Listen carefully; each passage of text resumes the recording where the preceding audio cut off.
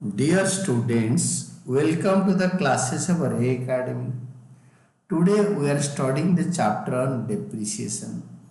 The question is on 1st July 2021, Alpha Limited purchases second-hand machinery of 20,000 and spends 3,000 on reconditioning and installing it. The total 23,000 हो गया. Last line में लिखा है कि आपको the accounts are closed on 31st March every year. So the machinery account for the year ended 31st March 2024. 21 से 24. तो आप मशीनरी अकाउंट बनाओ. प्रॉपर फॉर्मेट बनाने के बाद 1 जुलाई 2021 को टू बैंक अकाउंट 20,000 के साथ रिपेयर को ऐड करके लिखो. और इसी साल ऑन जनवरी 1 2022 यानी इसी अकाउंटिंग एंड फाइनेंशियल ईयर के with in this is 1 January 2022. Year change हो गया बट ये जो financial year is your business year 31 मार्च 2022 से पहले. तो ये जनवरी 1 वाला भी इसी साल में आएगा. Purchased another new machine for 12,000. तो अभी 2023 जून 23 को जून 30 को बेच रहा है मशीन.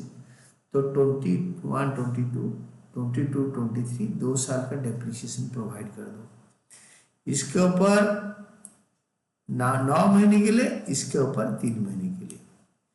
तो 31 मार्च 2022 बाय डेप्रिसिएशन अकाउंट मशीन 1 का 23,000 का 10% 9/12. वाई 9/12? जुलाई 1 से 31 मार्च 9 months 1725. देन 12,000 मशीन 2 के ऊपर 12,000 का 10% 3 महीने के लिए. 1 जनवरी से 31 मार्च 3 months होता है.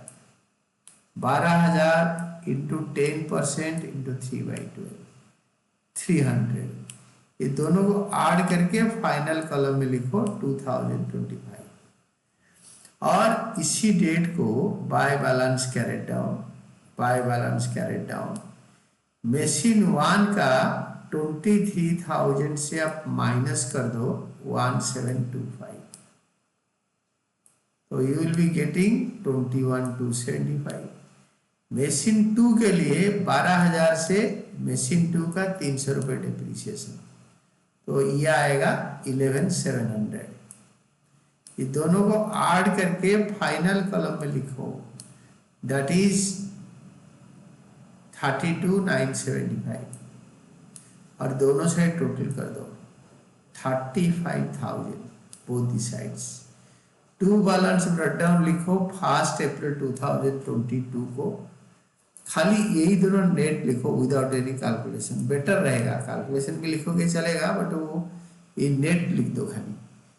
देन ये डेप्रिसिएशन जो 9/12 इसको 12/12 पूरे साल का 1 और 2 31 मार्च 2023 को डेप्रिसिएशन ऑन 1 मशीन पूरे साल का 12/12 इसका ओरिजिनल वैल्यू के ऊपर. फर्स्ट मशीन का 2300 बनेगा. सेकेंड मशीन का 12,000 का पूरा साल का 12/12 क्योंकि सेकेंड मशीन 12,000 का था और 10% 12/12 तो ये 1200.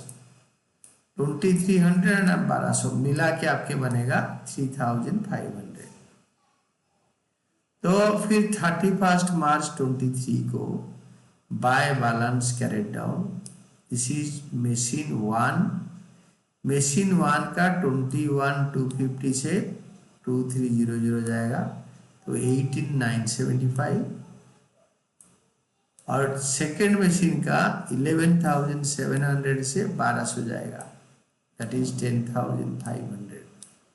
ये दोनों को ऐड करके फाइनल कॉलम में आएगा दिस इज 29,475. और 32,975 दोनों साइड का टोटलिंग बन रहा है. और ये बैलेंस सीडी को बैलेंस बीडी में लिखो 1 अप्रैल 2024 को बैलेंस ब्रेक डाउन दोनों मशीन का. इसी साल चेंजेस है. क्या चेंजेस है ना. इसी साल इन्होंने 30 जून को पढ़ो और क्वेश्चन करो. On 30th June 2023 the machinery purchased on 1st January 22 को ये वाला मशीन खरीदा था 12,000 का, was sold for 8,000 by bank account, sold 30th June को 8,000। यही वाला 12,000 वाला मशीन 8,000 में बिक गया। बट ये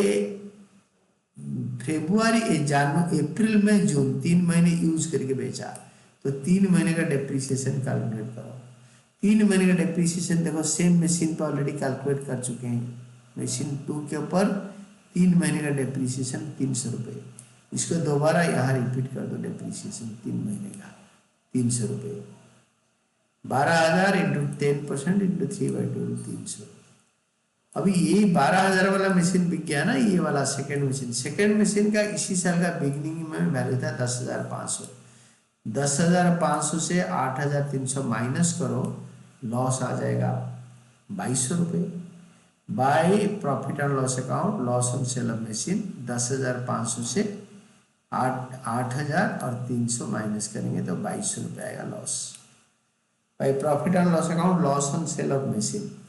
बट यहाँ पे लिखा है कि अल्फा लिमिटेड, तो आप लिखोगे by statement of profit and loss, या अकाउंट नहीं। बट अभी you are in the beginning stage, तो इसका by statement of profit and loss लिखोगे तो it will be always better. ये लिमिटेड कंपनी है। फिर ये हो गया, ये सेकेंड मशीन गया, ये मशीन इज गन, इसको बेच डाला, तो एक ही मशीन है, इसी के ऊपर डेप्रिसिएशन होगा। इसी दिन इन्होंने एक मशीन खरीदा and payment for this was made as follows.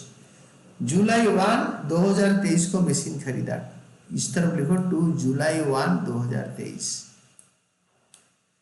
इन्होंने मशीन खरीदा जुलाई 1 में 5,000 पे किया, 30 जून को 2024 को 6,000, फिर 30 जून 2025 को 5,500, तो 5,000, 6,000, 5,500 and payment in 2024-25 include interest of 1,500 interest minus करो 15,000 आएगा। Cost of machine excluding interest, interest को छोड़कर मशीन का वैल्यू 15,000। 1/7/23 को to hire vendor account 15,000, to hire vendor account 15,000। 15,000 रुपये का मशीन खरीदा, 3 बार पे करके 15,000 का खरीदा।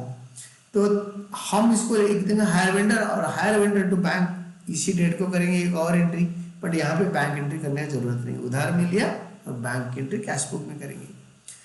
तो इसके ऊपर 9 महीने का डेप्रिसिएशन होगा और इसके ऊपर पूरे साल का होगा, इसके ऊपर 23,000 के ऊपर। तो 31 मार्च 2024 बाय डेप्रिसिएशन अकाउंट मशीन 1 है 23,000 का 10% पूरे साल का 2,300। मशीन 2 का 300 तो डेप्रिसिएशन हो गया, ये कल्याण हो गया, ये गया। और बाकी ये 15,000 का 10% 9/12 9 महीने के लिए 1 जुलाई से मार्च 31। 15,000 का 10% 9/12 1125 और ये 2300, दोनों को ऐड करके फाइनल कॉलम में लिखो 3425। तो टोटल कर देंगे इसमें, that will be by balance carried down आएगा, मशीन 1 में आएगा इसका 18,975, इससे 18,975 से माइनस करोगे 2,300, इट विल बी 16,675। और मशीन जो तीसरा मशीन है, this is machine 3 higher vendor हमने लिखा नहीं, आप लिख दो मशीन 3 15,000 से 1,125 माइनस करो, 15,000 से 1,125, ये वाला 15,000 से ये 1,125 माइनस करो, तो रेड वाले तो आएगा 13,875।